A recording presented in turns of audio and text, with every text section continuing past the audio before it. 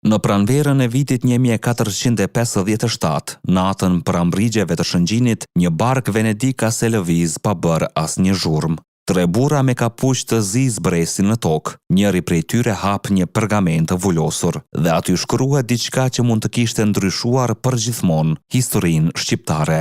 Ta kapni Gjergj Kastriotin, të gjallë ose të vdekur. Po, Venediku, aleati i Shqipërisë, përgatiti një komplot të fshehtë për të rrëmbyer Skënderbeun.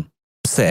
Sepse fuqia e tij po rritej. Ai kontrollonte tregtinë, portet, rrugët e Adriatikut dhe senati kishte frikë se nëse Skënderbeu fitonte luftën kundër sultanit, Shqipëria do të bëhej shumë e fortë për t'u menaxhuar. U dërguan spiun të maskuar si tregtar, u blen disa shqiptar me arë, u planifikuan prita në pyjet e Lezhës dhe në rrugët e Adriatikut, gjithçka ishte gati për natën e atentatit. Por Skënderbeu nuk ishte njeri që e zinte gjumi. Ai mori sinjalet e para të komplotit shumë më herët. Rojet e tij kapën 3 agent venedikas me harta, armë dhe urdhrin e senatit.